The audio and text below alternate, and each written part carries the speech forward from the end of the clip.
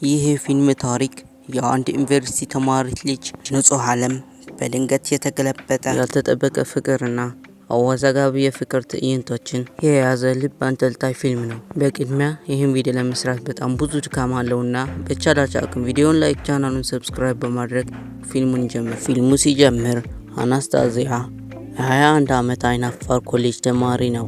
እጣ ፈንታዋን ቀያሪ ቀን ደግሞ የልብ ጓደኛዋ ታማ የሀብታሙና ዋና ስራ አስፈጻሚ ክርስቲያን ግሬን ቃለ መጠይቅ ለማድረግ ስትላክ ነው። አናም ብዙ አቅጣጫ ወደ ክርስቲያን ድርጊት አደረገች። ነገር ግን አናና ክርስቲያን ሲገናኙ ክፍሉ በውጥረትና በጭንቀት ይሞላል። ክርስቲያን በሚያስደንቅ ሁኔታ ማራኪና ቀልብ ገዢ ነው። አና ደግሞ በንጹህነቷና በቀጥተኛ መልሷ ትማርከዋለች። ታዲያ ይህ ቃለ መጠይቅ ከስራ ይልቅ የሁለቱም ስሜት ትግል መጀመሪያ ነበር። ክርስቲያን አና ከቃለ መጠይቁ በኋላ በቀላሉ አልተዋትም። አና ወደ ምትሰራበት ቦታ ሄዶ ያገኛታል። ይህ ደግሞ ለሷ ያለው ያልተለመደ አባዜ ያሳያል። አና እሱ መውደዷን ብታውቀውም ነገር ግን እንደሱ ያለ ሰው ለሷ እንደማይገባ ታስባለች። ሆኖም ግን ያልጠበቀችው ምላሽ ትሰማለች። ክርስቲያን ከእኔ ራቂ፣ እኔ ላንቺ መሆን ሰው አይደለሁም ሲላት ይበልጥ ተመልካች በጉጉት ይመላል። ታዲያ ይህ ሰው ማን ነው የሚል ጥያቄ ይጭራል። አንድ ቀን አና ሰክራ ለክርስቲያን ስትደውል ነገሮች ሁሉ በፍጥነት ይቀየራሉ። አና ከጓደኛዋ ከኬት ጋራ በጣም ትሰክራለች።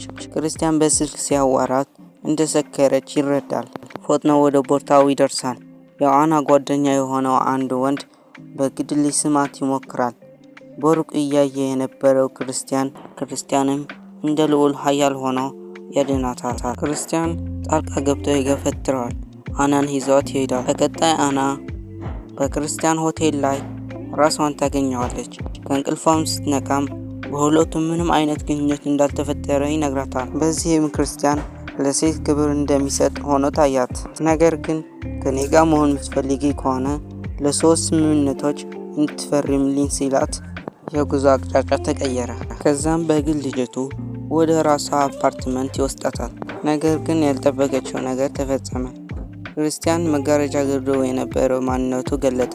በመጀመሪያ የሚስጥር ስምምነት ፊርማ እንድትፈርም ይጠይቃታል። ከዛም አስደንጋጭ የሆነ የስቃይና የደስታ ቀይ ክፍል ያሳያታል። እሱ በህግና በቅጣት የሚመራ እንደሆነ ይነግራታል። አና ደንግጣ ትገራለች። በልቧ የምትፈልገው የፍቅር ግንኙነት ነበር። ክርስቲያን ግን የሚያቀርብላት ውልና ስልጣን ነው። ከዚህ አስደንጋጭ ሁኔታ በኋላ አና ድንግል መሆኗን ሲያውቅ የክርስቲያን ዓለም ተናወጠ።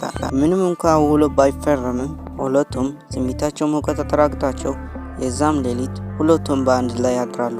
አሁን ፍቅር ግንኙነታቸው ወደ ድርድር ተለወጠ። ክርስቲያን አሁን የፍቅር ግንኙነት እንደማይፈልግ ይነግራታል። አና ደግሞ በሱ የፍቅር ስሜት እንዲፈጠርላት ትጠይቀዋለች። በዚህ የውል ፍልሚያ ውስጥ ስለ ክርስቲያን ያለፈው ታሪክ ትንሽ ፍንጭ እናገኛለን። ክርስቲያን በመጨረሻ ትልቁ የህይወቱ ሚስጥር ገለጠ። የትውልድ እናቱ በኬን ሱሰኛና ሴተኛ አዳሪ እንደነበረችና 4 ዓመት ስሟን እንደማጠችና ይሄን ለምን ስሜትን መግለጥ እንደማይችልና ለምን ሁሌም ሁሉም መቆጣጠር እንደሚፈልግና ለአና ግልጽ ያደርግለታል። በልጅነቱ በባርነት የተገዛበትና ስሜቱን መግለጥ የማይችልበት አስደናቂ ታሪክ እንዳለው ይነግራታል። ለምን ይህን ያህል መቆጣጠርና ስልጣን እንደሚፈልግ ለመረዳት እንሞክራለን። አና በጊዜ ከጊዜ በክርስቲያን ድርጊቶች እየተጨነቀች ትመጣለች። ለምን ግን ፍቅሯን እንድትገልጽ አይፈቅድላትም? ሁሉም ነገር መቆጣጠር የሚፈልግ ለምን እንደሆነ የተመልካች ጥያቄዎች ይነሳሉ።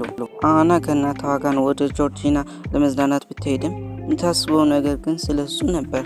በመጨረሻ አና ወደ ስታስ ስትመለስ ውጥረቱ ጣራ ይነካካል። ክርስቲያን ስሜቱን ሊያከፍላት ፈቃደኛ ባለመሆኑ አና ተስፋ ቆረጠች። የመጨረሻ ሙከራ ለማድረግ እንዴት እንደሚቀጣት አሳየን ትለዋለች። ክርስቲያን ወደ አንድ ክፍል ወሰዳትና በአንድ ቀበቶ 6 ጊዜ ይመታታል። የዚህም ስቃይም አና ከህልሟ ነቃ ያደርጋታል። ያ ቅጣት ታይሆን የፈለገችው የክርስቲያን ገደብ ነው።